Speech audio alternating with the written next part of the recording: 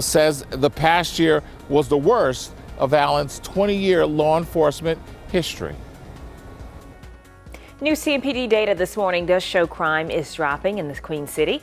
Here's a look at the latest crime report. You can see homicides are down 31%, assaults are down 18%, armed robberies are down nearly 30%, and vehicle thefts, they're also down. In just hours, Charlotte Mecklenburg schools will hold a back-to-school briefing to share updates on the start of the new school year. In less than a week, the district will welcome back more than 141,000 students, more than 19,000 staff members. That briefing is happening at Central Piedmont Community College at 10 this morning. Right now, a boil water advisory is in effect for the town of Landis. Officials say that they were flushing water lines last night and it caused some low pressure and outages in the system. This raises the risk for bacteria, and so just to be safe, they want people to boil their water at least a minute before using it. It's been pretty quiet for your morning commute so far. We're starting to see our typical backups there. This is what we're really keeping our eyes on. It's right here. It's a stalled vehicle. It's on Periwinkle Hill Ave and North Tryon Street. There's a car that's stuck on the Cat's light rail. It's on the track, so it's causing some malfunctions when it comes to the traffic signals. You can see the car. It's a little hard. I know it's dark, but it's right there. Seems like it's about to get towed away, though, but it's not totally clear. Keep this in mind as you're heading out the door. Chris, how's the weather? Not a great start to the morning. It's a cloudy start to your morning, and then we will pick up more sunshine later on today. High temperatures in the upper 80s to around 90 degrees, cooler by this weekend and Friday as we have better chances for rain. All right, and a reminder that the news does not end here. Coming up on WCNC Plus, we're going to be talking with the city about placemaking grants and exactly what those are. Also, as kids head off to college, we have some tips to help you avoid empty nest syndrome, as well as your latest headlines, all streaming on WCNC Plus, starting right at 7. We'll see you soon. Have an amazing morning. Thanks for starting it with us.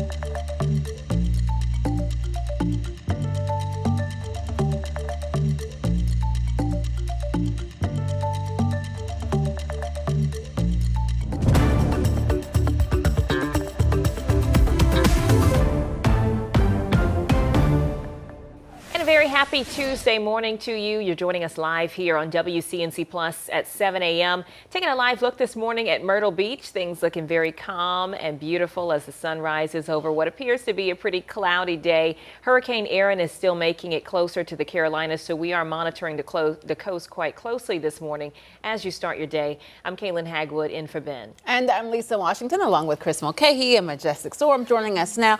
That was a glorious shot from Myrtle Beach. So but pretty. Further out, things are not looking so great with Erin. No, once you get to Thursday, you're talking about gusty winds. Myrtle Beach isn't as impacted as much as the Outer Banks, but boy, is this going to be a monster. So yeah, Majestic and I will keep you updated on all the above as this draws a little bit closer. Of course, Thursday, we're going to have a lot more active cameras going on. So what are the weather impacts? Let's start with just Erin and the big impact to the Eastern Carolinas, and then we'll shift focus a little bit closer to home in the Charlotte area. First off, high surf, beach erosion, tidal flooding, a lot of coastal flood warnings are going to happen from this, and the Outer Banks is going to get slammed. Even though it's not a direct impact, you still have stronger winds out of the north and northeast, which just washing waves of water into the Outer Banks, and wind gusts as high as 40 to 60 miles per hour. On top of that, the worst timing looks to be really late Wednesday, heading through most of your Thursday, but I think the highest winds will be Thursday morning up until about noon and the early afternoon. So the most recent update that we have,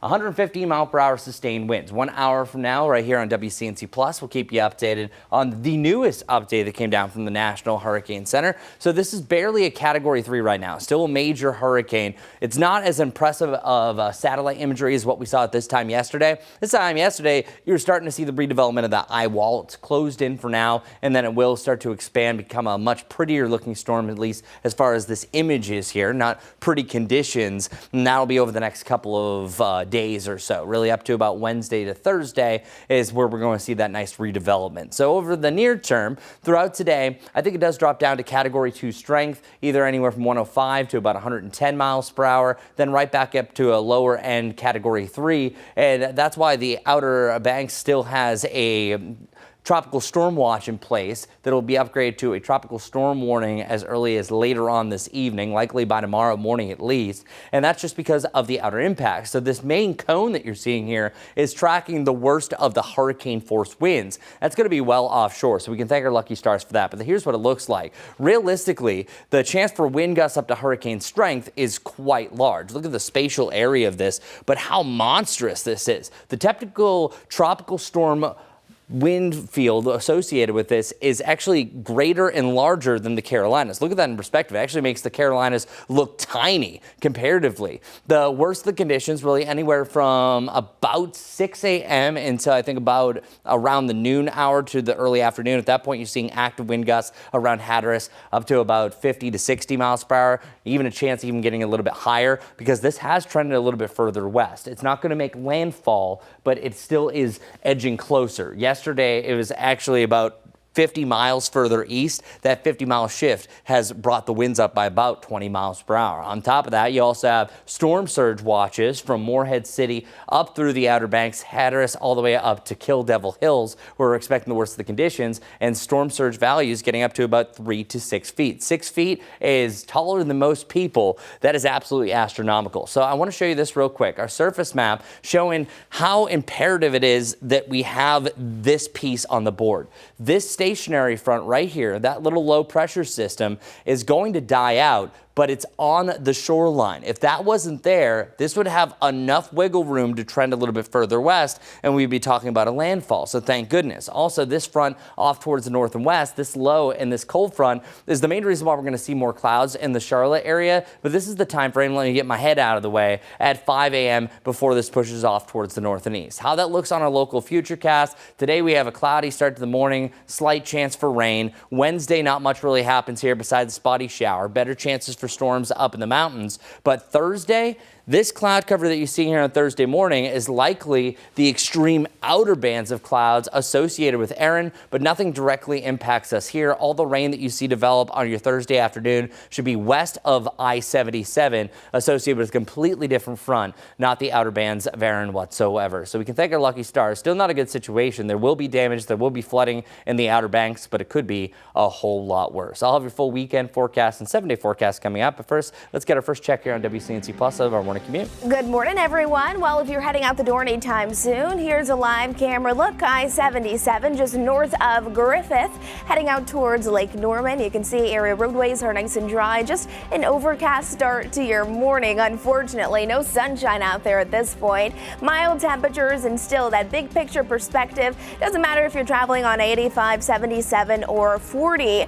No significant backups, but we are definitely starting to see our typical backups build as more people are up and at 'em starting their day, heading off to work, getting the kids up and ready for class. Want to let you know about this. We have a stalled vehicle. It's on Periwinkle Hill Ave in North Tryon Street. Now, it's more than just a stalled vehicle. There's actually a car that's stuck on the Cat's light rail tracks. It's causing rail and traffic signals to malfunction. Not just that, but we actually have a picture of it. It's a little hard to see because of it was earlier this morning, but it's not quite cleared yet. You can see the car that's out there on the tracks. They're trying to tow it away though, so I'll let you know once it actually does get cleared. Another lane is blocked this morning. It's right here on Old Statesville Road at Eastfield Road. Seeing some backups indicated in orange, indicating that cars are just moving slowly, so take it easy. We'll have another check on those roads next time I see you back here in just a few.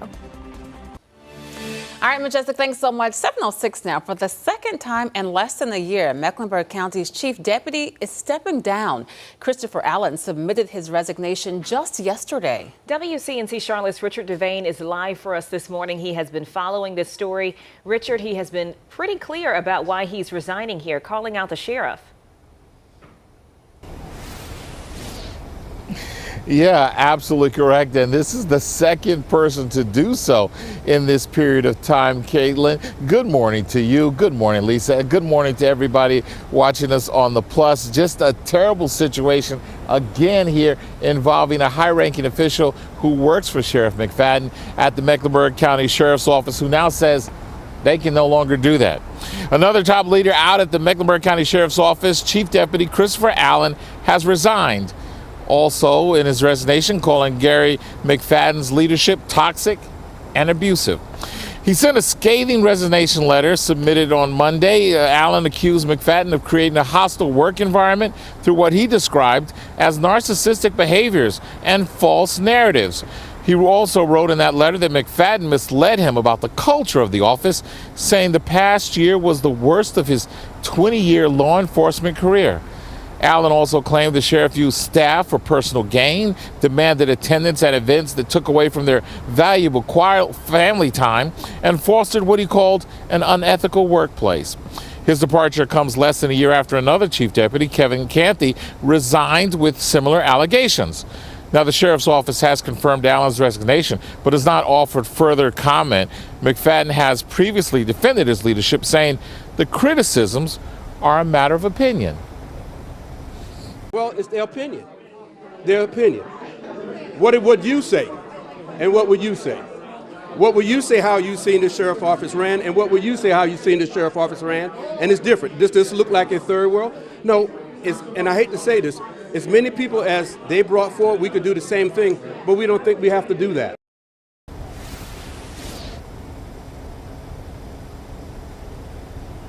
But again, these are two of the highest ranking of the highest ranking folks who work in the sheriff's office. At this time, we're waiting to hear back from McFadden about this latest resignation letter.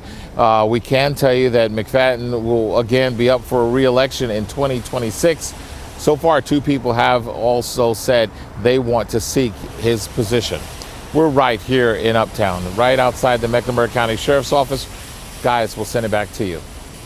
All right, Richard Devane with that live report this morning. We'll continue to follow this one for sure. Thank you, Richard. And keep it right here. We're back in just 2 minutes with more on WCNC Plus.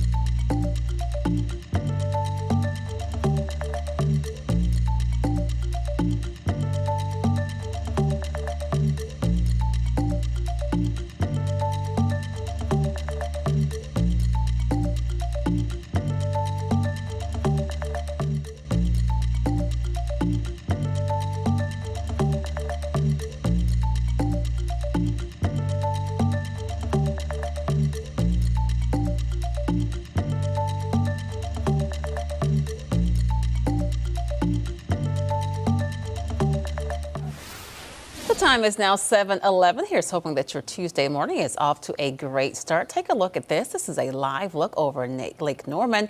Majestic is going to have an update on your morning commute this morning, and Chris is going to have more on the impacts on Hurricane Erin as it continues to build strength out there in the Atlantic. Right now, closer to home, a boil water advisory is in place for people in the town of Landis. Officials sending out a notice last night that flushing water lines led to low pressure in the area. Now, just to be safe, they want folks to boil their water for at least 1 minute. That is in effect until further notice in Landis. This morning, we were hearing from the heartbroken family of a 16-year-old who was shot and killed on the front porch of his own home. Tyshawn Strokes died Sunday after a shooting on Lambeth Drive in Northeast Charlotte. His mother brought us into their home where she showed us the damage. She says she was inside with her kids whenever those bullets started flying through the walls. Her son was 16 years old. He hasn't even lived. You know, he had his whole life ahead of him, cut short. We do need to make these young kids awareness that this gun violence has to stop. As the family prepares for a funeral, they're asking anyone who can donate money to their GoFundMe. We've got those details inside the WCNC Charlotte mobile app. Happening today, local law enforcement is going to host their national night out. Officials in Anson County, City of Belmont, and the village of Marvin are inviting neighbors to come out and enjoy some food, games, and exhibits. Downtown Belmont kicks things off this evening at 5:30 at Stowe Park. Marvin, same time at Marvin Park. And Anson starts shortly after 6, right across from the sheriff's office. This morning, President Trump is renewing his push to ban mail-in ballots. He posted on Truth Social about his dislike for mail-in voting and voting machines, calling the method corrupt. He also claims there can be no real democracy with mail-in ballots. So we're going to start with an executive order that's being written right now by the best lawyers in the country to end mail-in ballots because they're corrupt and you know that we're the only country in the world, I believe, I may be wrong, but just about the only country in the world that uses them because of what's happened. Massive fraud all over the place. In Washington, efforts do continue this morning to create a meeting now between the Ukrainian president, the Russian president, and President Trump. It comes after President Trump's meeting at the White House yesterday with Zelensky. NBC's Alice Barr has the latest on what happened and what comes next this morning. After a warm meeting between President Trump and Ukrainian President Zelensky. It's an honor to have the president of Ukraine with us. Thank you very much for your efforts, personal efforts to stop killings and stop this war. And a striking gathering of European powers flexing their collective muscle in Ukraine's defense. We want a robust and long-standing peace. President Trump posting that he called Russian President Putin and has begun arrangements for a long-sought meeting between Putin and Zelensky. President Trump caught on a hot mic telling the French president he thinks Putin wants to make a deal for him. I think he wants to make a deal for me. You understand? I think as crazy as it sounds. President Zelensky sharing a battlefield map, pressing to ensure any peace deal protects Ukraine's territory and includes guarantees against future Russian attacks. What security guarantees do you need from President Trump to be able to make a deal? Is it American troops, intelligence, equipment? What is it? Everything. President Trump saying Putin agreed to allow security guarantees, the president not ruling out that U.S. troops could join Europeans in a peacekeeping force. When it comes to security, there's going to be a lot of help. European allies praising the push for peace while pressing for an immediate ceasefire, something President Trump has backed off of after his Alaska summit with Putin, now arguing negotiations toward a broad peace deal can continue while the fighting rages on. President Zelensky also shared his gratitude to First Lady Melania Trump for writing a letter to Putin about the Ukrainian children abducted throughout this war, some 20,000 of them, according to Zelensky. President Trump then posted that he's discussing the issue with European leaders. In Washington, Alice Barr, NBC News. We'll keep it here on WCNC Plus. Coming up, you're going to hear on the latest of Hurricane Erin and how it's impacting a group of Boy Scouts at this hour. We'll be right back.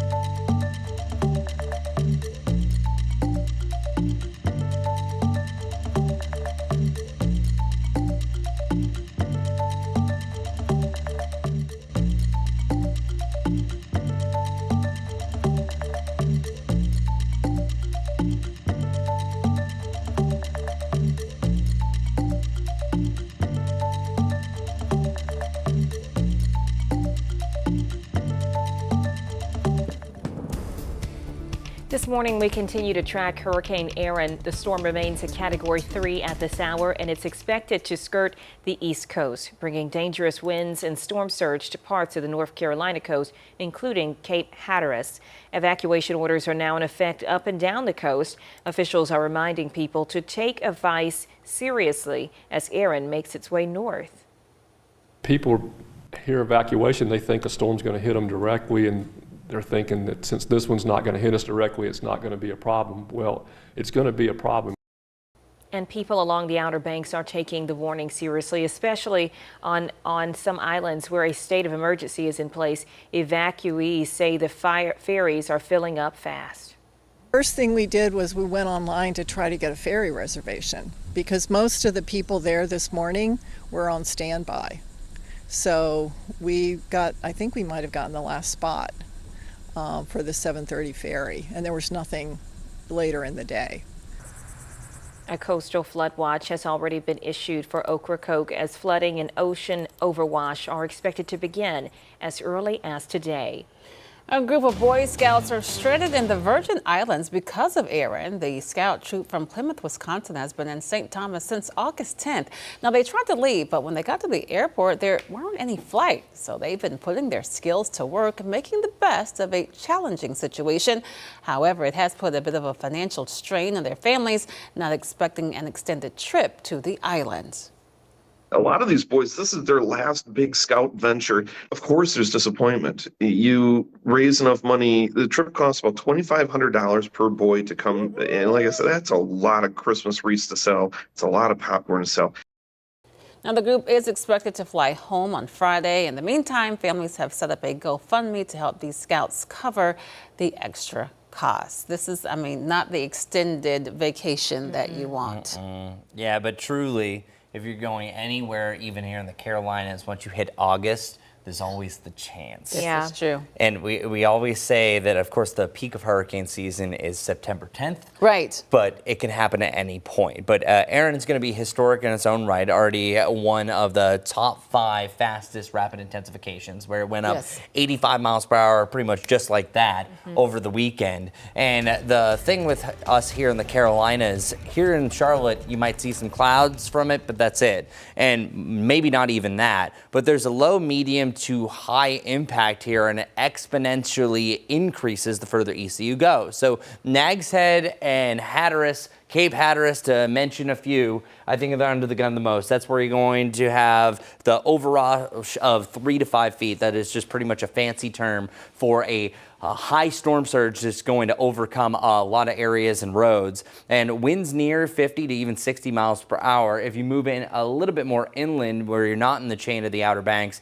still winds at anywhere from 30 to 40 miles per hour. There'll be some tidal flooding, some beach erosion that's going to be happening there, and then everyone is dealing with dangerous rip currents even right now. Today we're already starting to have the impacts, even though Erin is so far away, that realistically today through Friday you're going to have this map a high chance for dangerous, life-threatening rip currents. This isn't any just usual rip current. First off, there's going to be double red flags along the shorelines because once Erin moves a little bit closer, nobody wants to be in those waters anyways. Because I want to show you the wind field of this. This is absolutely staggering how massive this storm is. And I was doing some measurements here that realistically the tropical storm wind field here is over 400 miles long. That is even bigger than if you went from the extreme western tip of North Carolina all the way to the Outer Banks. So this is just a lucky miss for us, even though there is going to be some big impacts. I'm not saying this is a good situation by any stretch of the imagination, but hey, it could always be a whole lot worse. But real quick, I wanted to bring up this fact as I was mentioning rapid intensification. Rapid intensification, by the way, is a quick drop in pressure and increase of wind speed over a 24-hour period. This is actually the 4th largest that we've had in the Atlantic Basin history. And notice some other familiar friends like Milton. 95 miles per hour was the increase for that storm just last year, along with Lee as well. Better look at that tropical storm wind field that we were mentioning. Check it out. So this is that potential gust to about 39 miles per hour. You can see that it only brushes by, but all of the hurricane force winds remain off offshore. So again, a lucky miss. I promised earlier that we were going to have the 7-day forecast, so I want to show you that as well. I know a lot of focus in here on Erin, but it is a big impact for the Carolinas as a whole. High temperatures in the lower 80s by Friday and Saturday. We're dealing more clouds, not from Erin, but from a secondary system. A front rolls through, and then we're back to the upper 80s. 88 is where we should be this time of year, and that's where we're going to be actually for most of this week, only excluding that Friday and Saturday time frame. Let's get over to traffic that's been up and down from Majestic. Let's see our status now. Good morning, everyone. Well, let's take a look at a few things you'll want to know as you're heading out the door this morning. Starting to see some red on my map, indicating we have some backups. Not only that, but a few icons as well. Actually, did you see that? It just moved away. It just disappeared. So this just now getting cleared, but I'll show you what we've been following. It was a vehicle that was stuck on the Cat's light rail. You can see it there, a little hard to see, but it seems like this tow truck got it cleared and it's no longer a problem anymore. So moving on, we are still following this though. One lane that is currently blocked because of a stalled vehicle. It's on Old Statesville Road and Eastfield Road. That orange, you can see it indicating that traffic is moving slowly right around it. We're also watching this. This is now an object in the road. Not sure what exactly that object is, but it's on Old Mount Holly Road at Tank Farm Road. Not seeing any big congestion spots there. We'll have another check all coming up here in just a few minutes, but back to you guys. All right, Majestic, thanks so much, and thank you for watching us here live on WCNC Plus. We got more news and weather coming up after the break.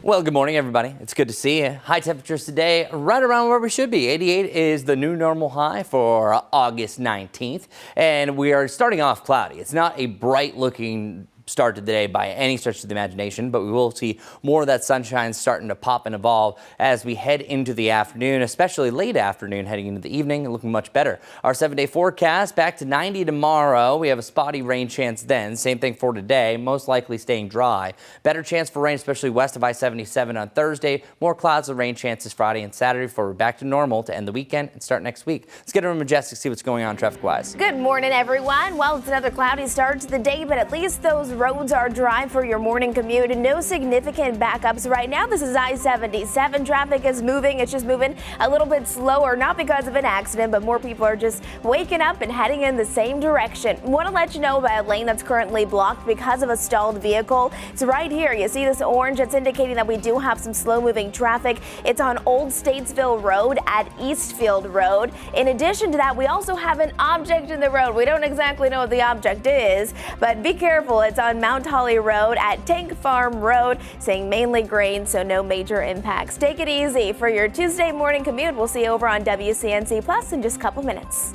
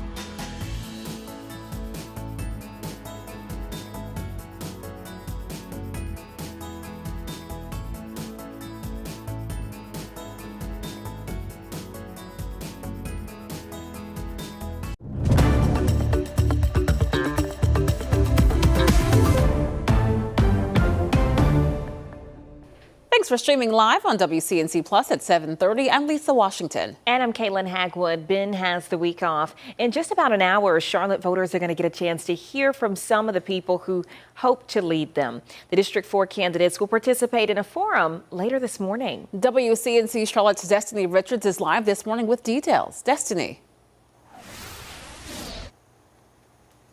Yeah, at 8:30, the Sarah Stevenson Tuesday Forum gets underway. It's a weekly event, but today folks will get the chance to hear directly from the candidates running to represent District 4 on Charlotte City Council.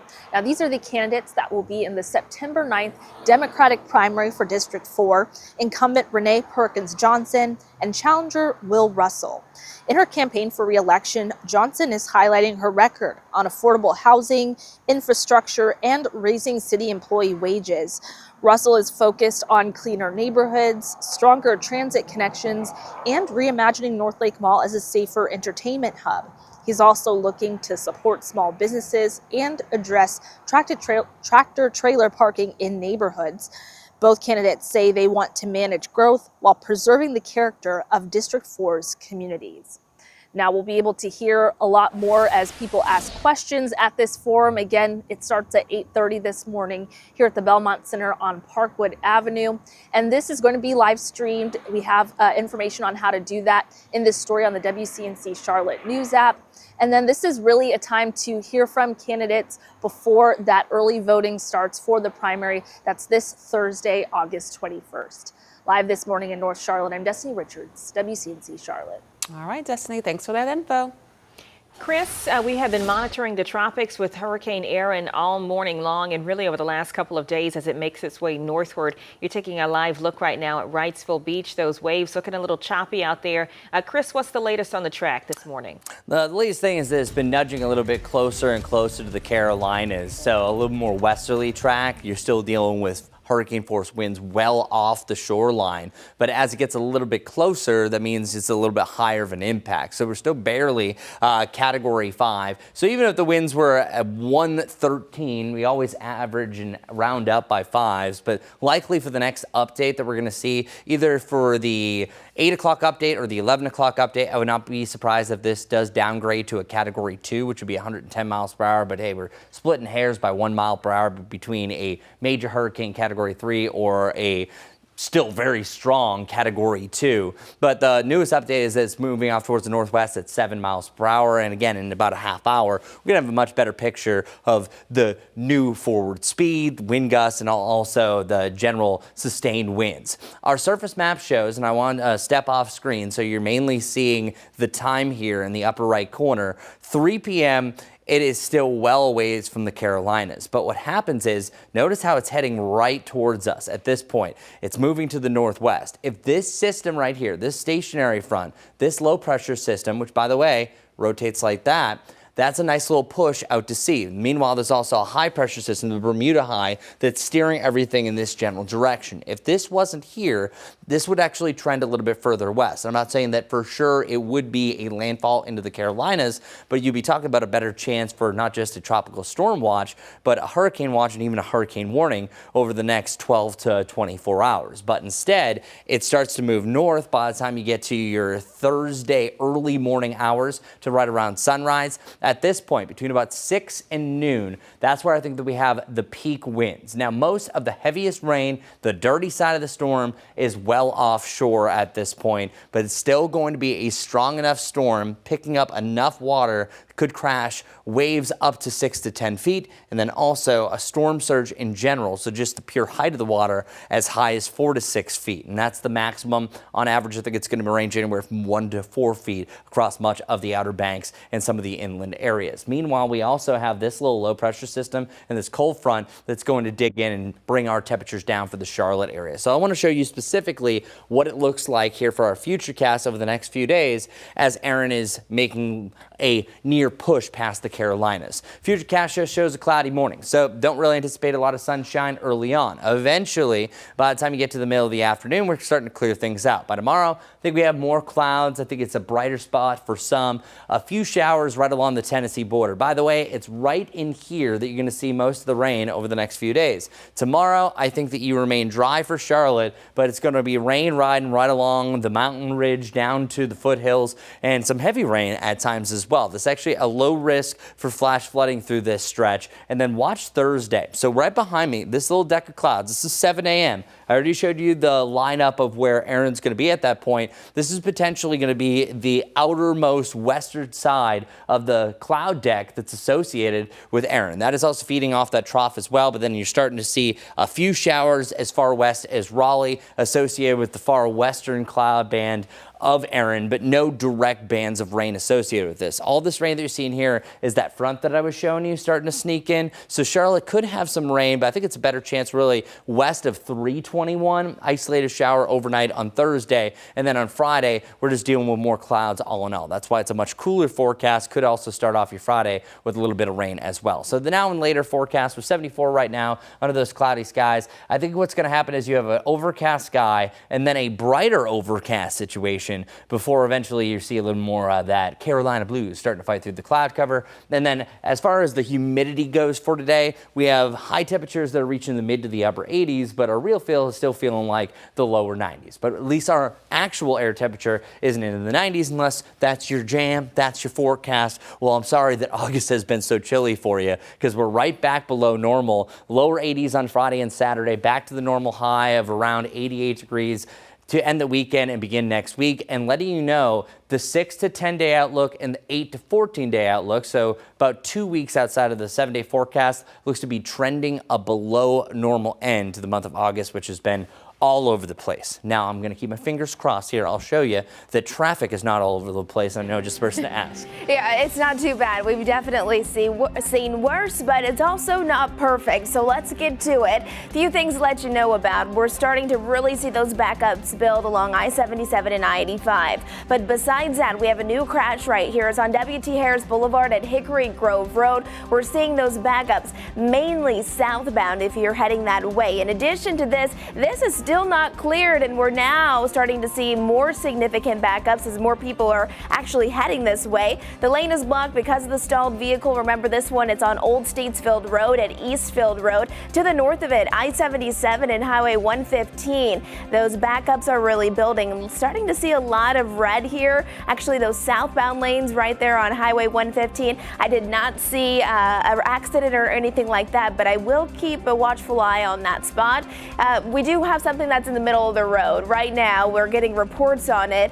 It's at Old Mount Holly Road at Tank Farm Road. Again, minor impacts. When we have all green, that means traffic is still moving fast, so not slowing you down much.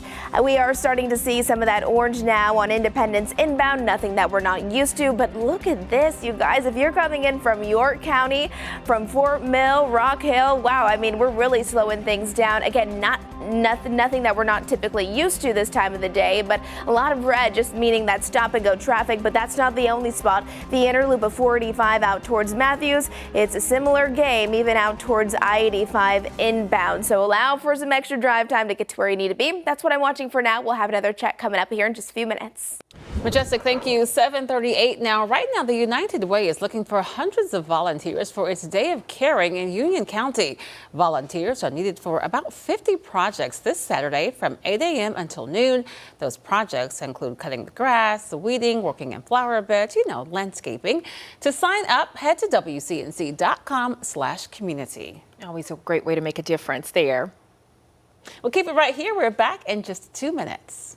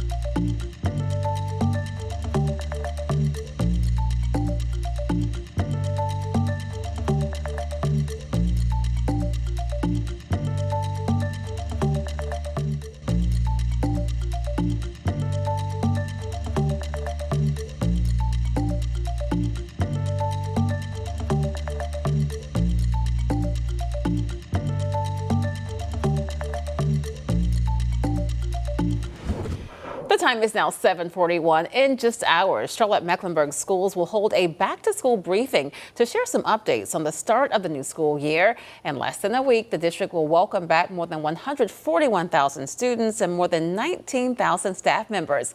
That briefing is happening this morning at Central Piedmont Community College at 10. CMS students again will head back to class on Monday. This year, the district leaders are focused on the future of education. Well, that does include artificial intelligence. It has taken over. WCNC Charlotte's Bria Smith live this morning. She's been following this. Bria, students can plan to see more AI in their classroom, and we know the kids get back just next Monday.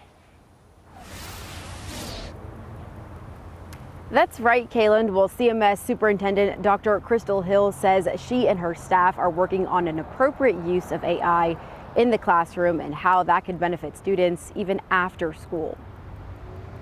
We are proud that CMS is leading the way nationally in how public school systems approach artificial intelligence. Introducing a new way of education rapidly throughout the country. All employees will have a professional development course that they have to do focusing on data privacy and AI literacy.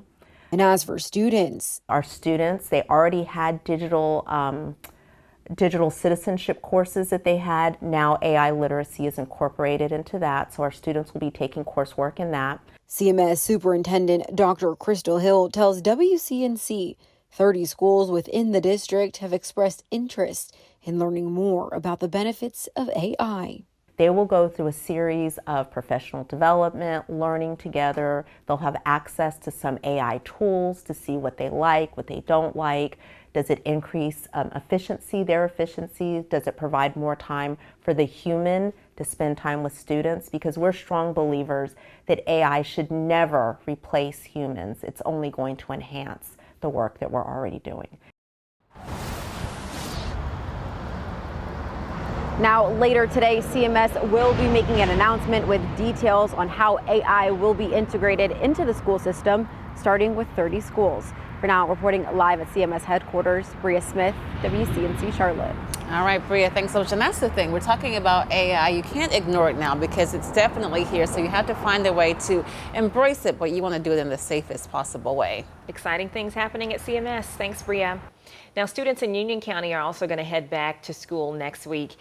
Lisa, you actually spoke with some folks there. I did. I spoke to the superintendent in both Union County and at CMS, and they both say that safety is their top priority, and it goes beyond the school building.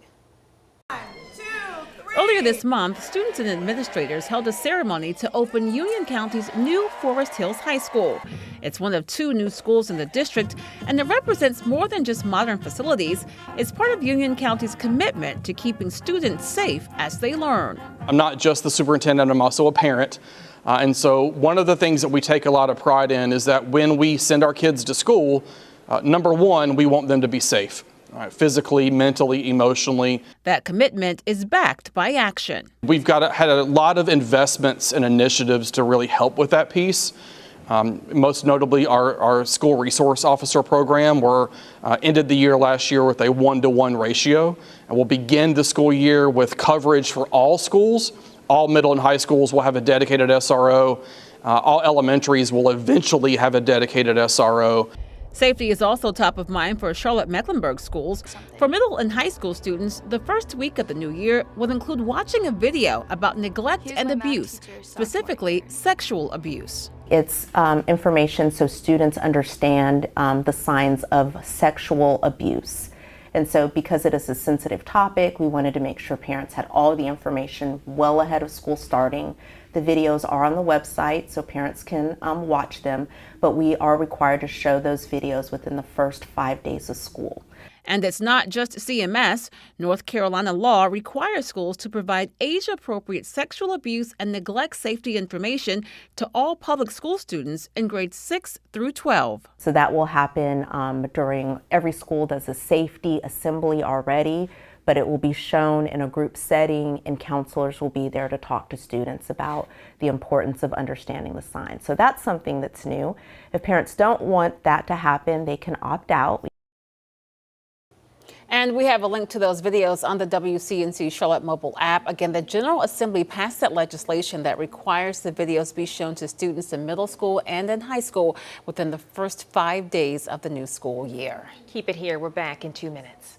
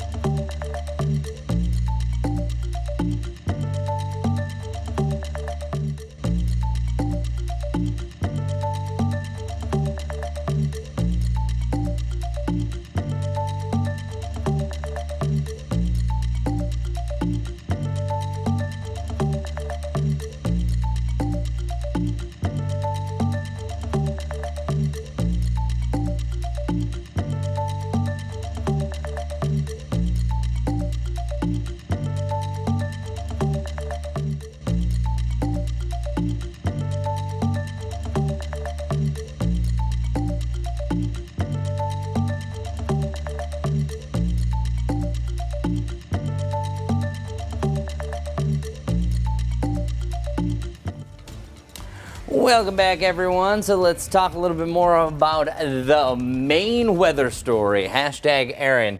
The winds spiked to about 160 miles per hour Saturday heading into Sunday. I know this only says 150, but there was a reading right before that it actually hit 160. Then it went down to 125, up to about 140, and then now it is down to borderline Category 3 strength. So here it is. Hurricane Erin officially will have a new update here in the next 10 minutes or so. Sometimes it comes in a little bit later after 8 o'clock, but I'll let you know as soon as that starts to come in. I think the biggest change you might have is maybe a faster forward speed, and then you might see an adjustment for the winds and the wind gusts, but nothing else really major. You don't really have a new cone adjustment until the 11 o'clock update. But our wind timing, focusing in on two different areas, the tropical storm force winds are expected to arrive late on Wednesday, heading into Thursday morning, as late as about Thursday middle of the afternoon. For Hatteras for the longer time, Kitty Hawk, I would say mainly for the morning hours into the early afternoon, but areas like New Bern, Morehead City, just outside of that tropical storm force winds. Now, I think you'd still have wind gusts up to tropical storm force, would be over 40 miles per hour, but it's mainly parts from really Hatteras to Kitty Hawk that I think you're going to have the worst of this action. So I want to show you specifically what we're tracking.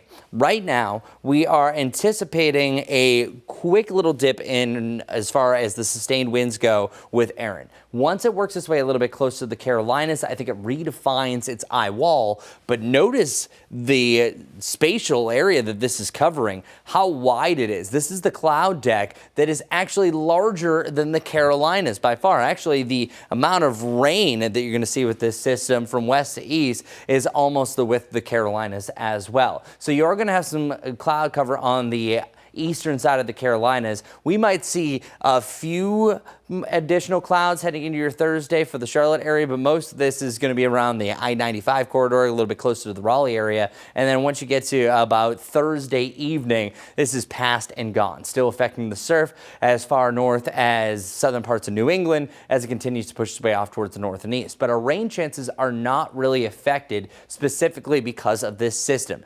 Now, a big system like this is going to change the flow. It's going to drag things in faster, and that's exactly what's going to happen. We have a front that moves in from the north and west, and that's going to bring us our rain chances. As for today, how it looks, you start off cloudy, you have a break in the clouds. The next chance that we have for widespread rain across our area doesn't really arrive until late Thursday, as you can see there as we roll tape, and then you're going to have a cloudier forecast heading into your Friday. So keep that in mind. Not a major impact for us here locally from Erin, but it is definitely going to change the flow, dragging in some cooler air, locking the clouds in place, especially for Friday. We'll have a little bit brighter sky for Saturday, and then highs in the upper 80s back to normal Sunday heading into next week. All right, there's your weather. Now up next, traffic. Majestic, what's going on? Good morning, everyone. Looking at 3 active things to let you know about. First things first, let's get to the first accident this morning. It's east of Charlotte. You can see it right here. It's on W.T. Harris Boulevard at Hickory Grove Road. Seeing those impacts there as traffic is really starting to move a little slower because of that ongoing wreck. So be mindful if you are heading that way. Otherwise, north of Charlotte right here, this is a stalled vehicle. The lane is still blocked. It's on Old Statesville Road at Eastfield Road. That orange here indicating that cars are moving rather slowly. Still seeing a lot of congestion if you're coming inbound on I-77 towards Uptown. You know how it goes. Just slow moving conditions. No accidents though. And then also seeing some backups right here on Highway 115. Didn't see any wrecks there. I think just more people are heading in the same direction right now.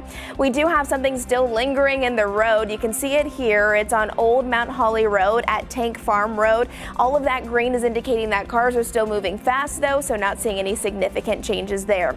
Independence, here we go. It's that time of the day as those backups are building as people are heading more inbound. That red there indicating stop and go traffic, not just there, but I-77 from York County. You can see Fort Mill heading all the way to 485. That's where it's going to be moving very slowly. Thankfully, no accidents, just more people heading in the same direction. Those are the things that I'm looking at for now. We'll have another check on those area roadways when I see you right back here in just a few minutes. All right, Majestic, thanks so much. All month long, we are helping clear the shelters to get pets adopted. WCNC Charlotte's Larry Sprinkle headed to Lincolnton to see why this push is so important there. Clear the Shelters is a nationwide campaign to give animals a second chance. One of those shelters is right here, Lincoln County Animal Services. Right now we have over 100 animals in our care. The requests for assistance regarding owner surrender, spay, neuter, just people needing help in general is never ending. Jana Avilas is the animal shelter director. We have about 45 dogs, 67 cats. We are at capacity. I don't think we could squeeze in a single other animal, although we're required to, so we do get those requests in every single day, so we do have intakes every day. How about a sweet cat? His name is Oreo. And they even have a rabbit named Viper. This is Fred. He is 4 years old. Has been here 7 months, right? 7 months. He's one of our longest stay dogs right now. He's a super sweet boy. He loves everyone that he meets. His only thing is that he needs a home without other dogs, but he really wants to be someone's couch potato. Nothing wrong with that. I would say he is the perfect furry pet. So whether you're ready to bring home a new best furry friend or just lending a helping hand, now is the time as we clear the shelters in Lincolnton. Larry Sprinkle, WCNC Charlotte. And don't forget, our big adoption event is going to be this Saturday at Charlotte Mecklenburg Animal Care and Control. Scan that QR code to learn more. You can also text the word PETS to 704-329-3600 to find adoption locations or to donate money. Keep it right here on WCNC Plus. We're back in 2 minutes with an update on weather and traffic.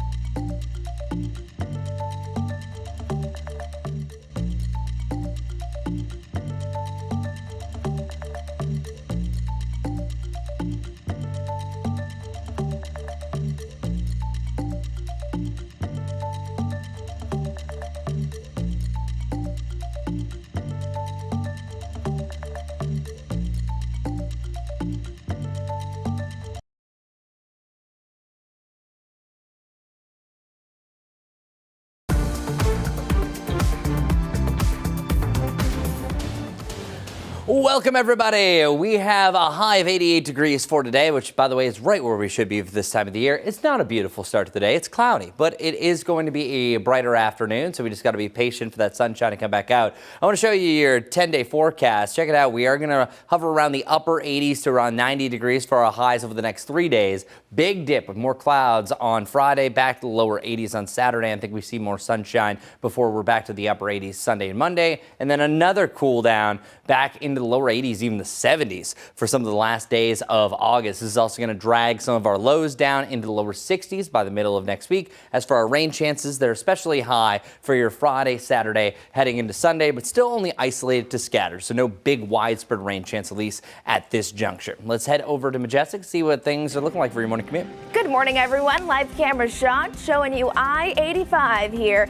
Definitely overcast, dry area of roadways, but traffic seems to be flowing just all right for now. Still see a handful of wrecks, though, as you're heading out the door. Keep this one in mind. There's a crash there on W.T. Harris Boulevard at Hickory Grove Road. Seeing those slowdowns with that ongoing wreck. Another one on I-85 southbound. That's exit 43 University City Boulevard. Again, southbound lanes with that wreck. May want to allow for a few extra minutes to get to where you need to be. This crash here on Ashley Road and Scott Drive, it is ongoing.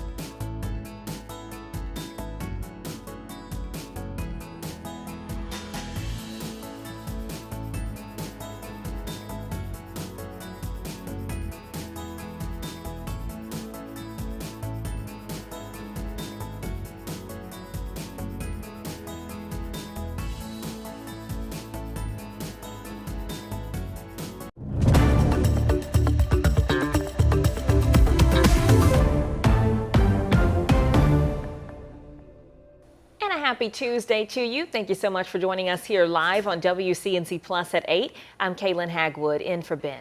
And I'm Lisa Washington. For the second time in less than a year, Mecklenburg County's Chief Sheriff's Deputy is stepping down. Christopher Allen submitted his resignation yesterday. WCNC Charlotte's Richard Devane live for us this morning. He's been following all of this, and Richard, he's been pretty clear about why he's resigning, calling out the sheriff. Yeah, good morning to you, Kaylin. Good morning, Lisa. Good morning. Good Tuesday morning, all the folks on the Plus. Really troubling about this whole situation is the fact that not only is it the second time that a high-ranking official has resigned from the Mecklenburg County Sheriff's Department, or Sheriff's Office, I should say, but they've also gone into great lengths to talk about how bad a situation it is that forced them to resign. Another top leader is out at the Mecklenburg County Sheriff's Office. This time, Chief Deputy Christopher Allen has resigned, calling Sheriff Gary McFadden's leadership toxic and abusive. He sent in a scathing resignation letter submitted yesterday. Allen accused McFadden of creating a hostile work environment through what he described as narcissistic behaviors and false narratives. He also wrote that McFadden misled him about the culture of the office, saying that in the past year was the worst of, get this, his 20-year law enforcement career. Allen also claimed the sheriff used staff for personal gains, demanded attendance at events that took away from their valuable quality family time, and fostered what he called an unethical workplace. Now, his departure comes less than a year after another chief deputy, Kevin Canty, also resigned with similar allegations. The sheriff's office confirmed Allen's resignation, but has not offered further comment. McFadden has previously defended his leadership, saying the criticisms are just a matter of opinion. Well, it's their opinion. Their opinion. What would you say? And what would you say? What would you say how you seen the sheriff office ran? And what would you say how you seen the sheriff office ran? And it's different. Does this look like a third world? No. And I hate to say this, as many people as they brought forward, we could do the same thing, but we don't think we have to do that.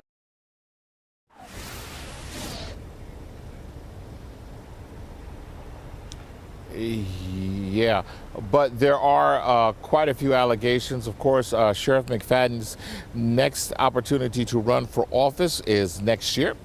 And we can tell you that at least 2 people have already thrown their hats in the ring. Of course, we'll spend the day efforting getting a statement from McFadden on this latest resignation letter and these latest allegations. We're right here in Uptown outside the sheriff's office. This is Richard Devane. We'll send it back to you. And Richard, you've been covering this area for decades now. To see what we're seeing here at the sheriff's office, I mean, have you seen anything like it?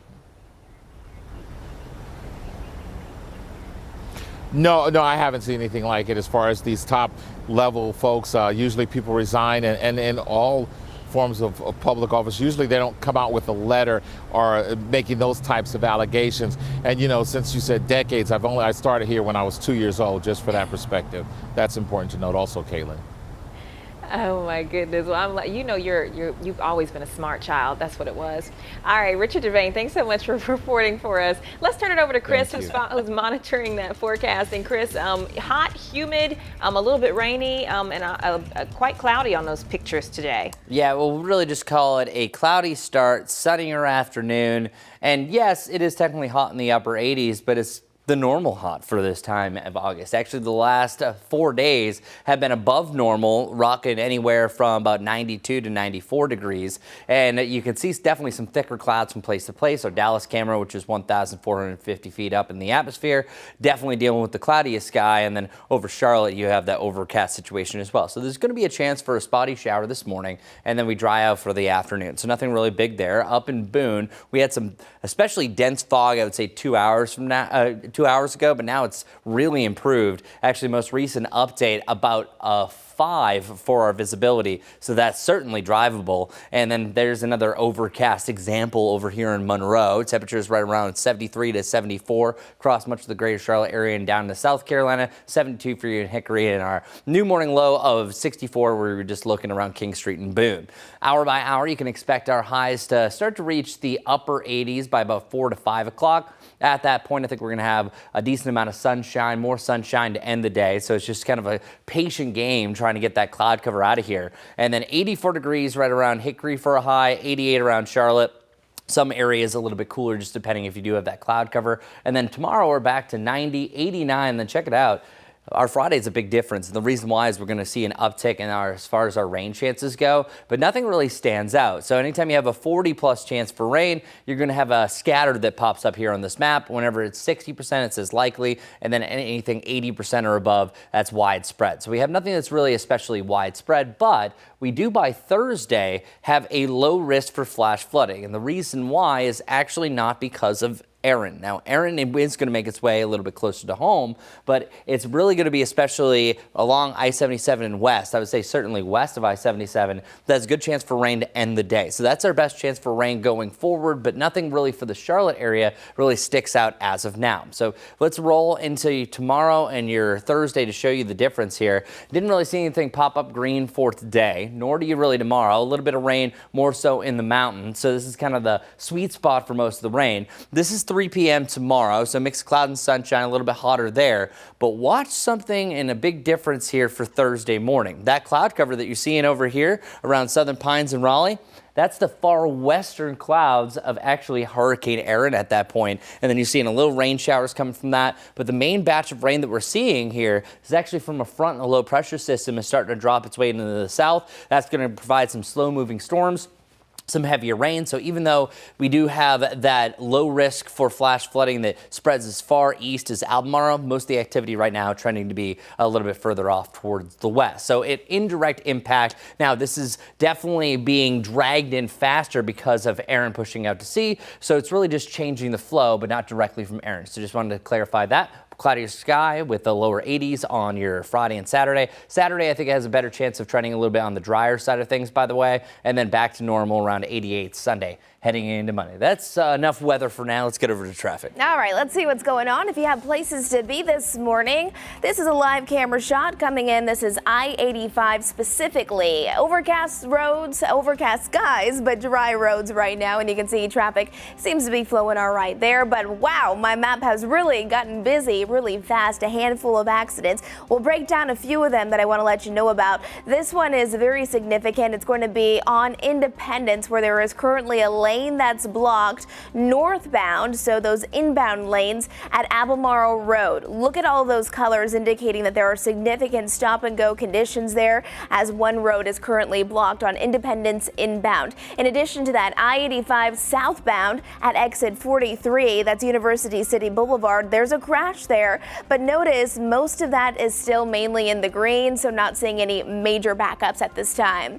This one's still active. It's at W.T. Harris Boulevard at Hickory Grove Road, yellow meaning medium impacts, and just off to the west of Charlotte, a new one here at Ashley Road and Scott Frutal Drive there. We do have those slowdowns as we're starting to see some yellow. Just to the north of Charlotte, this is the last one I want to let you know about. This is still ongoing. It's been ongoing for over an hour, where a lane's blocked because of a stalled vehicle. It's on Old Statesfield Road and Eastfield Road. That yellow here is indicating slow moving traffic, so take it easy for your Tuesday morning commute, and we'll take another check on those roads coming up next time I see you here.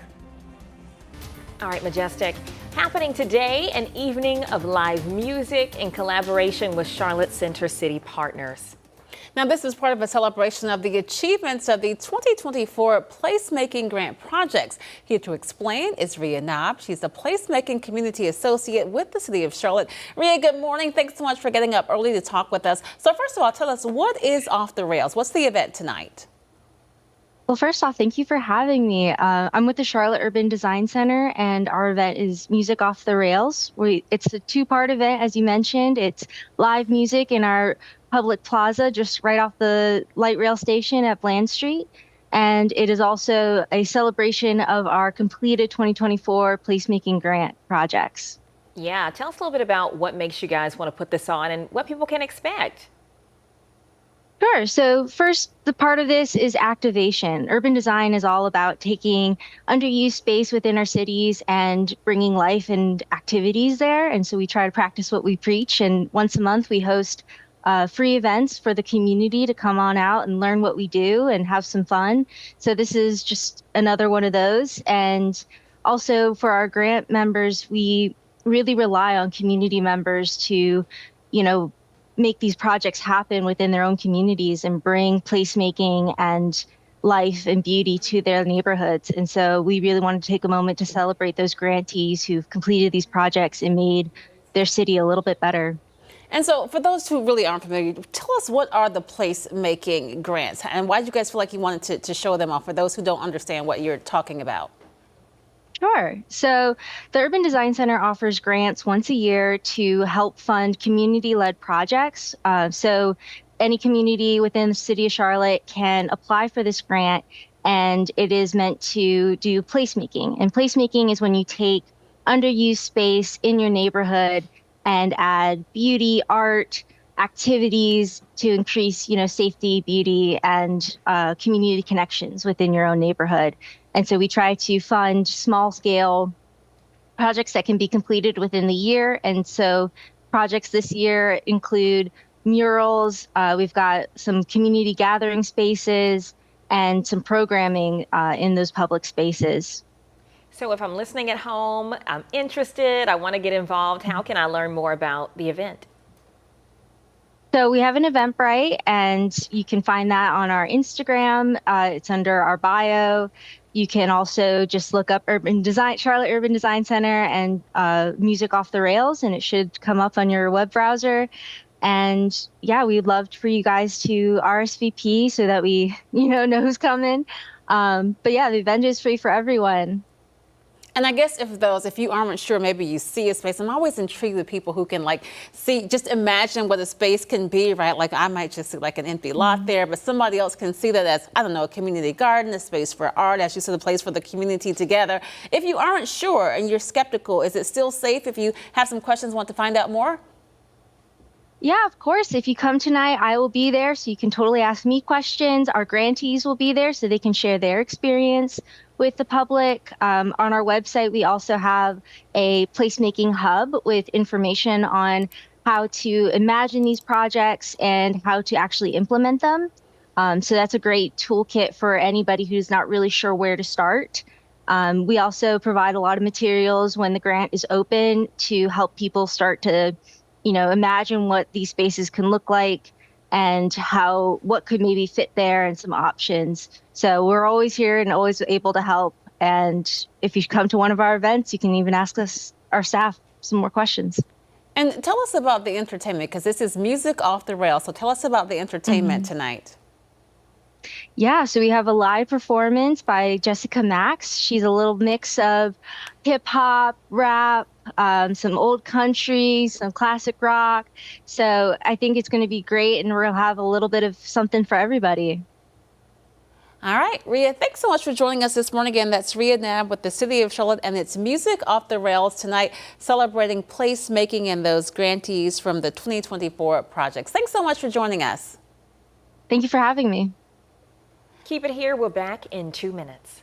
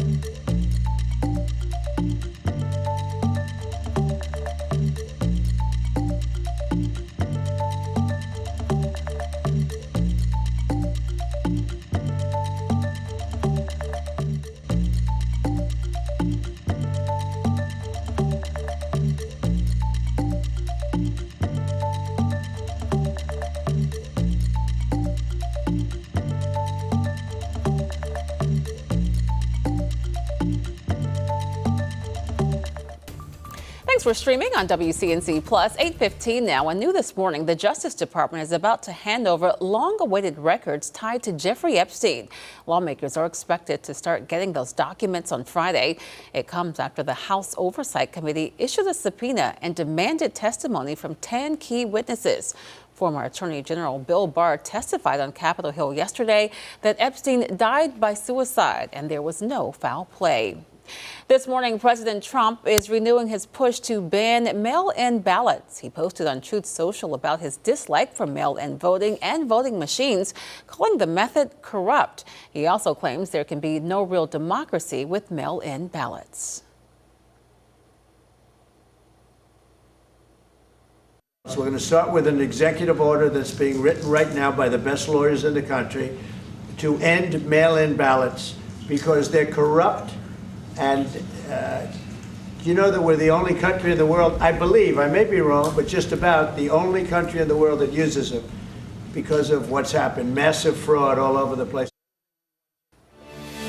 Keeping it in Washington, where there are efforts underway this morning to create that meeting between the Ukrainian president and the Russian president, as well as President Trump. Now, this comes after President Trump's meeting at the White House yesterday with Zelensky. NBC's Alice Barr has more on what happened and what comes next. After a warm meeting between President Trump and Ukrainian President Zelensky. It's an honor to have the president of Ukraine with us. Thank you very much for your efforts, personal efforts to stop killings and stop this war. And a striking gathering of European powers flexing their collective muscle in Ukraine's defense. We want a robust and long-standing peace. President Trump posting that he called Russian President Putin and has begun arrangements for a long-sought meeting between Putin and Zelensky. President Trump caught on a hot mic telling the French president he thinks Putin wants to make a deal for him. I think he wants to make a deal for me. You understand? As crazy as it sounds. President Zelensky sharing a battlefield map, pressing to ensure any peace deal protects Ukraine's territory and includes guarantees against future Russian attacks. What security guarantees do you need from President Trump to be able to make a deal? Is it American troops, intelligence, equipment? What is it? Everything. President Trump saying Putin agreed to allow security guarantees, the president not ruling out that U.S. troops could join Europeans in a peacekeeping force. When it comes to security, there's going to be a lot of help. European allies praising the push for peace while pressing for an immediate ceasefire, something President Trump has backed off of after his Alaska summit with Putin, now arguing negotiations toward a broad peace deal can continue while the fighting rages on. President Zelensky also shared his gratitude to First Lady Melania Trump for writing a letter to Putin about the Ukrainian children abducted throughout this war, some 20,000 of them, according to Zelensky. President Trump then posted that he's discussing the issue with European leaders. In Washington, Alice Barr, NBC News. 8:18 here on WCNC Plus. We thank you for joining us. We got more news coming up in just 2 minutes.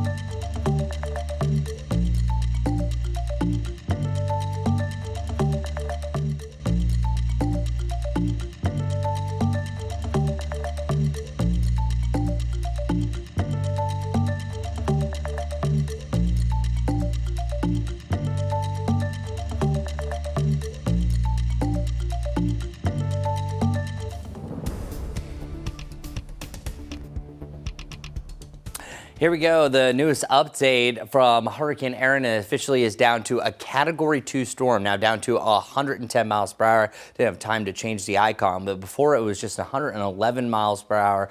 To 129 is categorized as a Category 3. That's a major hurricane, now down to 110. And we're expecting it to really hover around that range for the rest of today. Might drop maybe 5 miles per hour lower, and then before it starts to re-intensify. The main reason why is it's lost its core eye wall. Once it has that, it doesn't have the right structure to really continue to intensify. So we've already hit the peak of Erin. That's when it was at a Category 5 on 160 mile per hour winds. This is where it went through its first rapid intensification.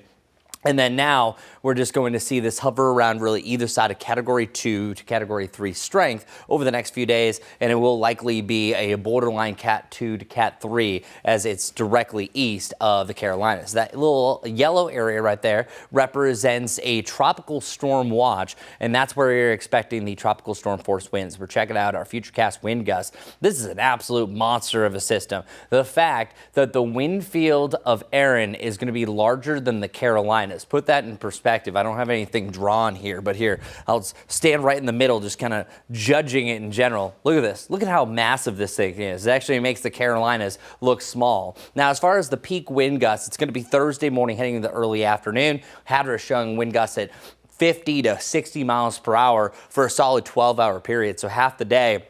You're expecting the worst conditions at that point. You're looking at serious storm surge as well. The impacts that we see here in the Charlotte area, since this is such a massive system and changing the flow of everything, it might get breezy here closer to home on Thursday afternoon, but nothing compared to what we see for our friends further off towards the east. That there's going to be a lot of double red flags up and down the Carolina coast just because of the dangerous storm surge and then also the dangerous rip currents for a lower end threat. We also have a storm surge watch for these areas from Morehead City up through Atlantic Beach, up to Hatteras and Kill Devil Hills, Nags Head as well.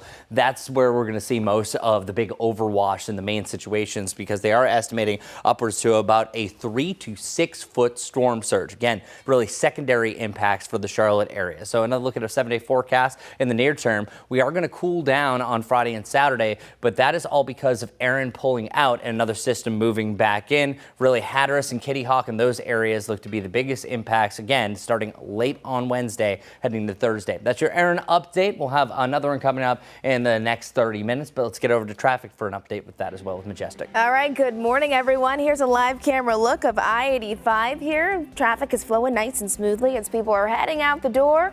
You can see area roadways are definitely dry, but not the most beautiful start to the day. A whole lot of cloud coverage out there. Handful of accidents as well. This is a big one right here. It's on Independence inbound right here. A crash now blocking one lane. It's northbound at Albemarle Road. Look at all of this red here. Really, this is going to be slowing you down. You might want to consider taking Monroe if you typically take Independence inbound. Another thing is this here on I-85 southbound lanes. This is exit 43 at University City Boulevard. We're going to have more on this coming up in just a couple of minutes. We're going to take a quick break for now.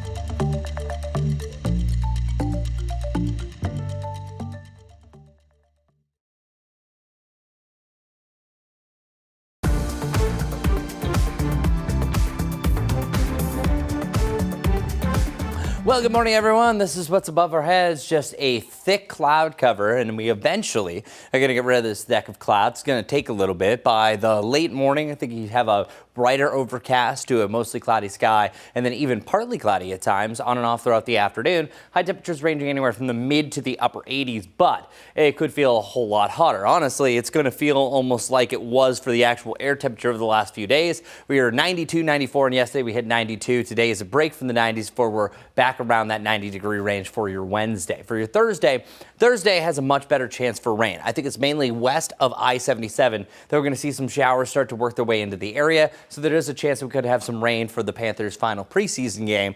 Then an overcast sky right around the Friday time frame, on and off rain for that day as well. That looks to be the cloudiest day of the week. Then after that, clouds start to break a little bit. Still some lingering rain on Saturday before we're back to the upper 80s to end the weekend and start next week. But certainly trending more cool to end the month of August. Let's see how traffic's trending this morning with Majestic. All right, good Tuesday morning, everyone. It is 8:27. If you are getting ready to head out the door for your morning commute, those backups, boy, they're really starting to build. Lots of red and lots of wrecks, unfortunately. Let's get straight to this. Independence actually looks terrible right now. We have the left lane that's blocked because of a crash. It's on Independence westbound. That's at exit 244. And then another wreck still on Independence right there that has a left lane blocked northbound at Albemarle Road. You may consider just taking Monroe this morning.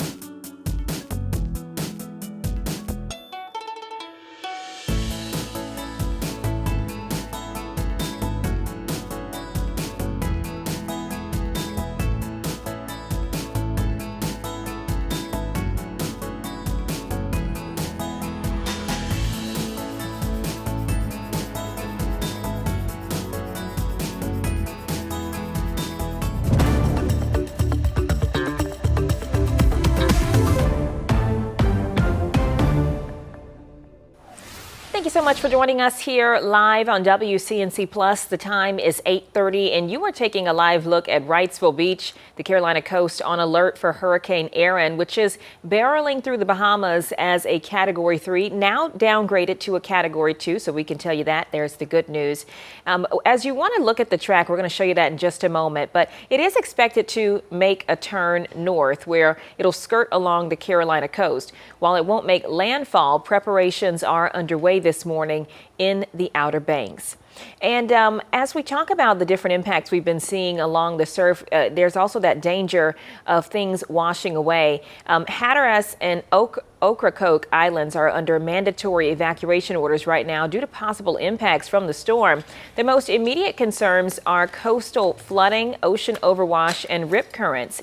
And here is a look at some of the damage this morning in Puerto Rico. If we can get some of that video up for you there, you can see just the extent of that flooding happening. A home there nearly underwater. While the island didn't take a direct hit, the flooding is a big concern, which is a concern that we have for our area as well. Not necessarily the Charlotte Charlotte Metro, but we're talking about along the coast. I want to bring in meteorologist Chris Mulcahy, who has been tracking this very closely. Chris, as I mentioned, we have downgraded now as of the last update. So what are we looking at now? Are we still expecting to see those types of impacts that you were considering? Yeah, this is all part of Erin's plan, is to take a big step back as far as the winds go. So technically it's a strong category 2 now, 110 miles per hour, but that's splitting hairs because already at this point, Kaylin, since it was a category 5, it's already picked up so much water. So literally underneath a hurricane, it picks up this bulge of water, and then that's what the storm surge essentially is. So once that gets a little bit close to the Carolinas, it is going to wash that ashore. The stronger winds still gusting up to 60 miles per hour, not going to make the best time in the Outer Banks. So if you have any plans to go there, there's already some evacuations in sight and have already been planned. So not going to be a good time. And also there's going to be a lot of double red flags along the beach as far as south to South Carolina, just because of the impacts from the rip currents and then there's dangerous surf. Yeah, definitely want to make sure that you are following those if your plans are to go to the coast. What else can you tell us about the track? I can say that over the last 24 hours, the one thing that has changed is it's a gentle push further off towards the west. And Hurricane Erin, for the most recent advisory at 8 o'clock, which by the way, every 3 hours we're going to have an update. But the one that's most important is usually how the cone is updated. And that's exactly what we've seen here. I haven't really seen a big shift in this compared to the one that was around 2 o'clock. But then your 8 a.m. advisory shows that likely we're going to be hovering around this range, about 110 to 115 mile per hour sustained winds. That has it on the cusp of either Cat 1 to a Cat 2. But look at this general curve. It literally is right in the middle of Bermuda and the Carolinas. The only difference here is it's just a little bit close to the Carolinas compared to the last couple of days for the track was showing. That's why I just think that we have a slightly higher chance for some impacts there. For our tropical alerts, we have a tropical storm watch that's going to go into effect, and which will eventually become a tropical storm warning over the next 24 hours. And there's also a tropical storm watch, which will become a warning that goes as far south as Beaufort, South Carolina, Morehead City, up through Atlantic Beach, Hatteras to Kill Devil Hills, Nags Head also included with that.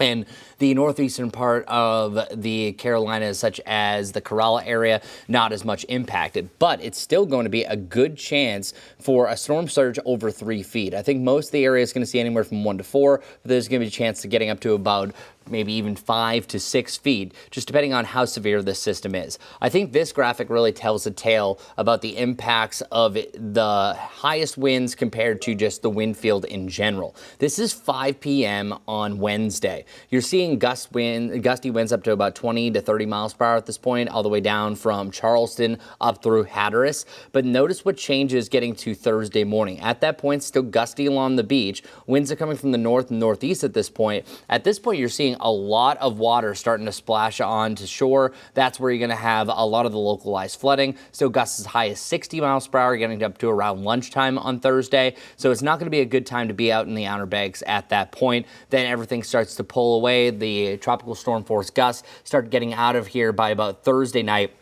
And as for the Charlotte area, there are very minimal impacts that we're going to see. Maybe you might see some cloud cover associated with that, but I think that's mainly going to be for the Raleigh area. Really what it just allows is another system to roll in. That's going to keep us cloudier with a better chance for rain for your late Thursday heading through Friday, and eventually that cloud cover starts to break more heading through your Saturday. That's also going to cool us down a little bit, allowing for some cool air to dam up against the mountains. That's why we have highs only around 80 degrees on Friday for back to normal, which by the way is now officially 88 degrees, which we have on the bookends of our 7-day forecast. So there's your weather forecast. Traffic, Majestic, boys, this changed on you over the last hour. It really has. It was really quiet all morning long. That's what we were seeing. And unfortunately, well, we got some changes. Here's still a live camera. This is coming in from I-85 here. Such an overcast day, but we actually have a handful of accidents, which is interesting because we actually don't have any rain falling. All of the red is indicating just stop and go traffic. We're seeing that along I-77, I-85 as well,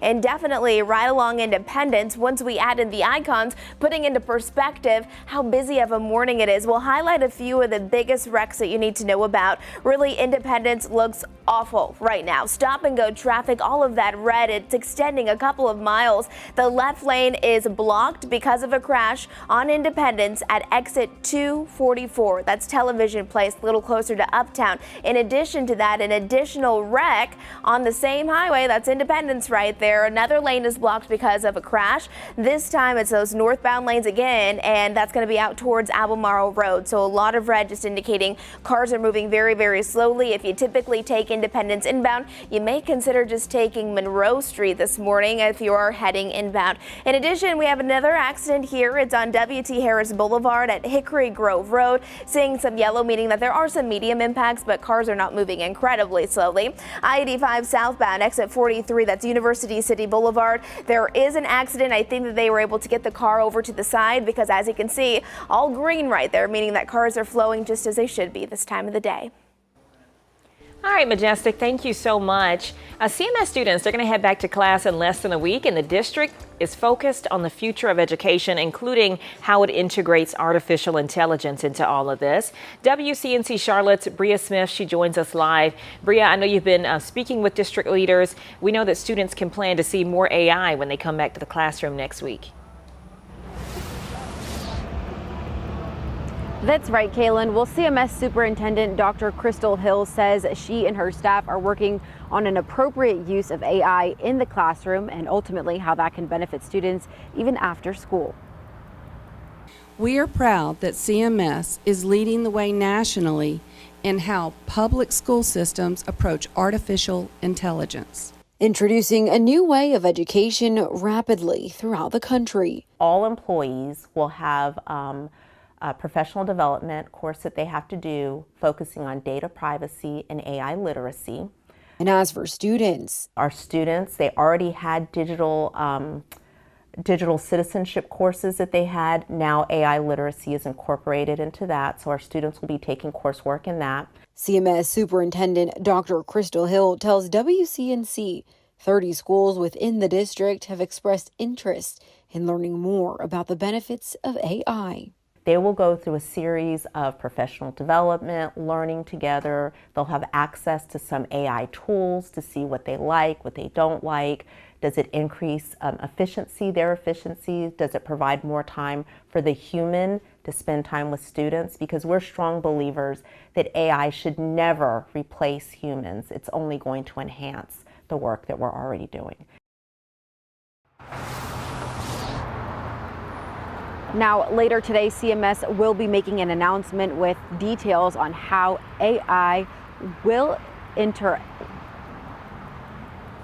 Yeah, talking about how AI is going to impact the classroom. We'll certainly be listening in on that meeting a little later today. Bria Smith reporting for us. Thank you so much, Bria. Right now, Charlotte voters are getting a chance to hear from some of the people who hope to lead them. The District 4 candidates participating in the Sarah Stevenson Tuesday Forum. It is a key opportunity for voters to hear their plans and priorities in person. You're taking a live look at that forum right now as some of the candidates are taking a stage, sharing a bit of their platform. Going to let us listen in here as it appears incumbent Renee Perkins is speaking. The city's only infrastructure meeting, which led to the conception of our strategic mobility plan. I'm honored to serve District 4. I ask for your vote and your endorsement so that I can continue to serve and move District 4 forward. Thank you.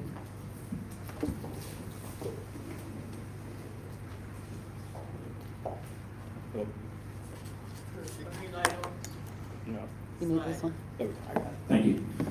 Good morning, everyone. Thank you for coming out. I mean, on this beautiful Tuesday, you could have been anywhere doing anything, but you decided to come here and listen to us share our visions of the city, and for that, I commend you for doing that.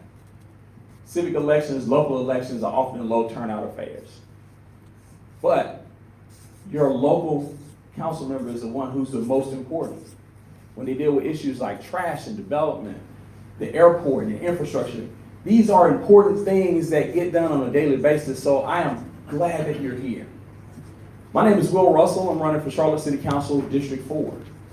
And I'm running because we need to bring some professionalism and we need to bring some problem solving to our council.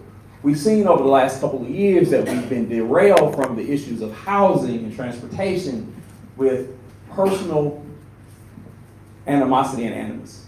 And we need to change that. Because when we delve into the personal, we forget about the politics that are local, and we forget about our community, which we are elected to serve. Like you, I am here because Charlotte is a wonderful city, whether you came for work, whether you came for pleasure, for retirement. This is a great city and we want to keep it great. But we can't do that without your help. We want you to be engaged. I want to reach out to our communities. I want to keep our streets clean, have transit that is reliable and efficient, and housing that's affordable. That's why I'm running. And again, my name is Will Russell, Charlotte City Council District 4. Thank you.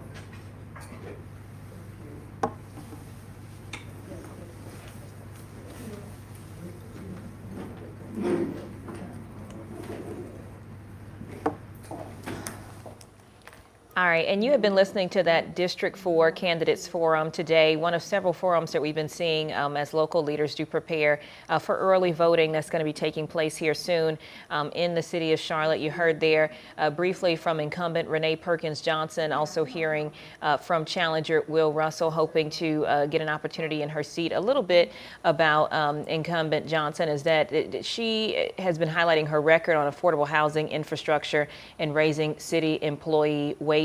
Again, hoping to continue her tenure there in that position. Will Russell hoping to take her slot. We'll have more on that on WCNC Charlotte tonight at 4 o'clock. Stay with us here on WCNC Plus. We got more news after the break.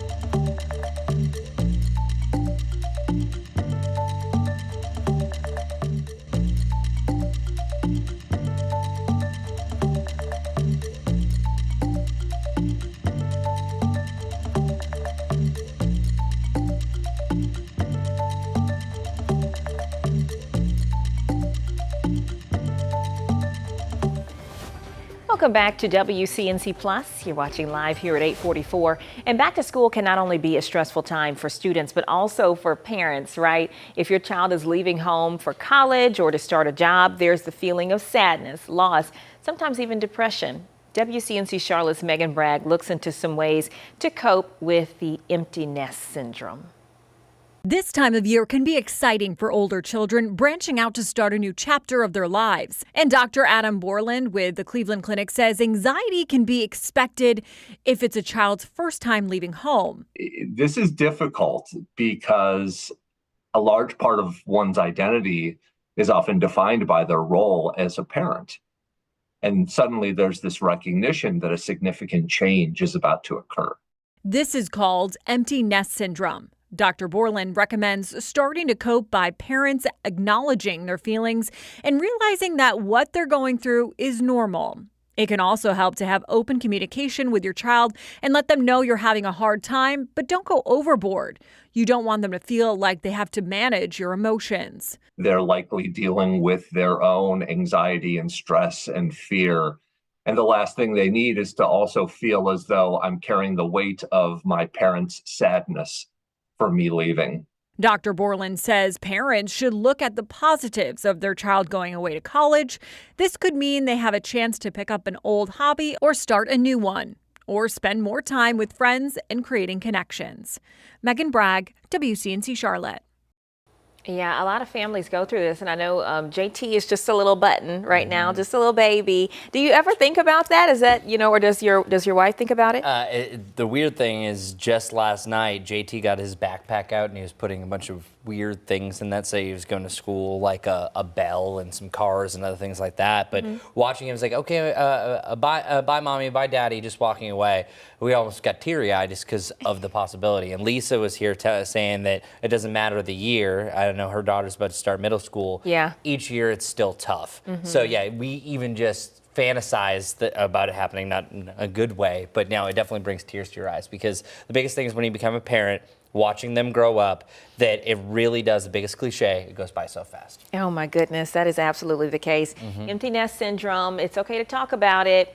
Yeah. All right, so right now the United Way is looking for a lot of volunteers. Maybe you can help and make a difference here. If you've been looking for a way to give back in Union County, here's your chance. They need about hundreds of volunteers for 50 projects this coming Saturday. It's all from 8 a.m. until noon, and that includes things like cutting the grass, weeding flower beds, picking up trash, things like that.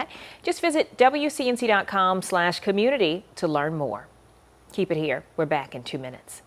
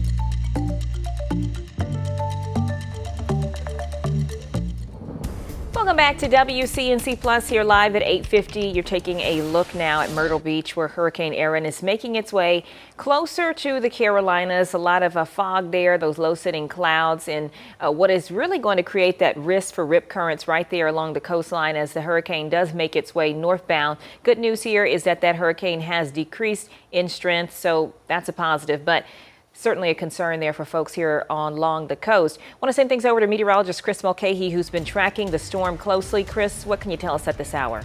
And I just asked my producer to see if we could try to get the Wrightsville Beach camera up, because I want to show you something. So right now we're already seeing some pretty significant surf. You have some people that are actually surfing here. You have this person that's out in the water actually trying to surf. You have some pretty solid curls to the waves here. But this beach right here specifically had an astronomical total for something. So let's go to this graphic. I want to show you this. This is crazy, and I had no idea. You knew there was a chance for rip currents, right? Well, Wrightsville Beach specifically, lifeguard and beach attendants reported between about noon and 5, 60 to 70 rip current rescues for Monday alone.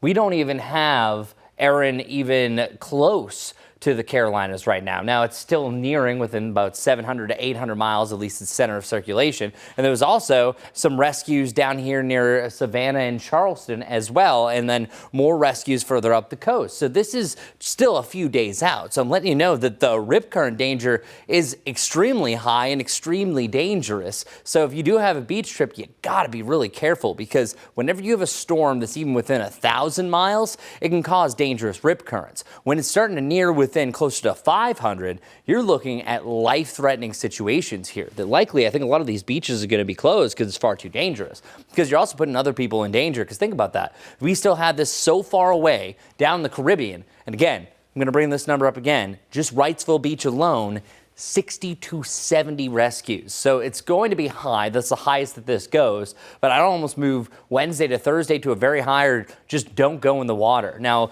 even if you're an experienced swimmer, you can easily get fatigued with this, and it's going to be some really rough seas going forward. And this is the most staggering stat that I've really learned over the last few years, that over the last 24 years, so let's call it the last quarter century, there's been more rip current fatalities for the coastal Carolinas than tornado, flood, lightning, wind, and tropical deaths combined. That's only been 116. So that's the biggest cause of concern that we have along the shorelines. Meanwhile, you have Hurricane Erin that right now, for the most recent update, is 665 miles southwest of Bermuda, officially a high-end Category 2 that still produces extensive damage. The best news that we have, not that it's down 5 miles per hour, is that this is not going to entirely make landfall, or else we're looking at an absolutely historical hurricane. But it's still going to have some really decent impacts, and that's why there's already a storm surge watch, a tropical storm watch. That's what this area of yellow is representing, that the core of circulation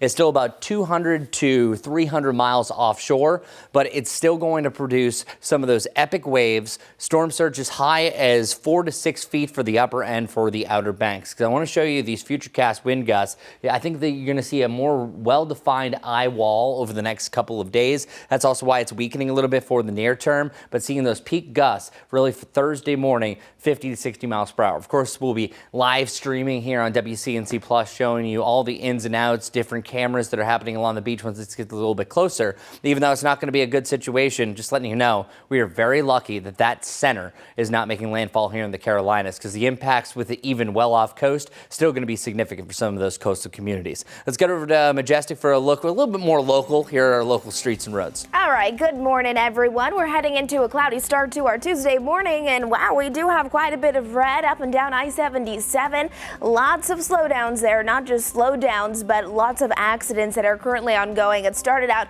really quiet this morning, but at this time you can see Independence is our main watch spot. First things first, left lane is blocked because of a crash. It's on Independence at exit 244. That's Television Place. In addition to that, a second accident now popping up still on Independence, all heading in the same direction inbound. This is Independence on Chesterfield Ave. Lots of red there, and a third accident. Again, all in the inbound lanes on Independence. This time, 2 lanes are blocked because of a crash that is going to be on Independence and Albemarle. So if you typically take Independence, it's actually looking quite horrible this morning, but really your best alternate route would be to take Monroe. You can see, though, there is a lot of red that's starting to build because a lot of people are starting to head that way. Stay close to WCNC. We'll keep you up to date.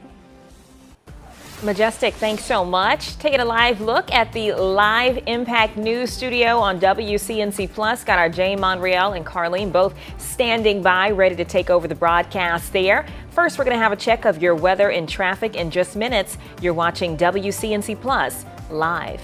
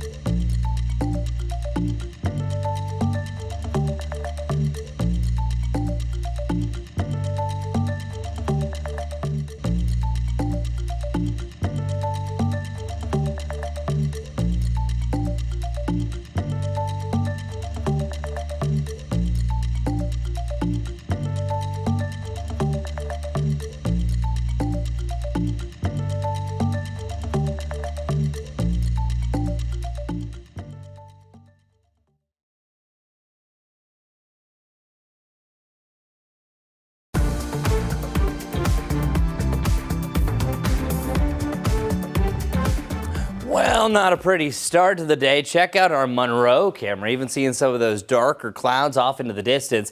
Now, there will be a little bit of brightness here and there over the next few hours, but it does get a little bit better by the afternoon, where we are anticipating some sunshine. So we have overcast skies throughout. However, there are some signs of rain down here in Chesterfield County, also over in Burke County. High temperatures reaching the upper 80s today, 90 tomorrow, and then the upper 80s on Thursday. Spotty showers today and tomorrow. Better chance for rain, especially west of I-77 Thursday. Much cooler with more clouds and rain Friday and Saturday. Majestic? It's a busy start to our Tuesday morning commute. Lots of red up and down I-77. Lots of accidents all around the Charlotte metro area. Want to get to Independence? We have 3 accidents that are ongoing, all inbound. This one here is on Independence and Television Place. That's exit 244. The second crash is right there. It's on Independence and Chesterfield Ave.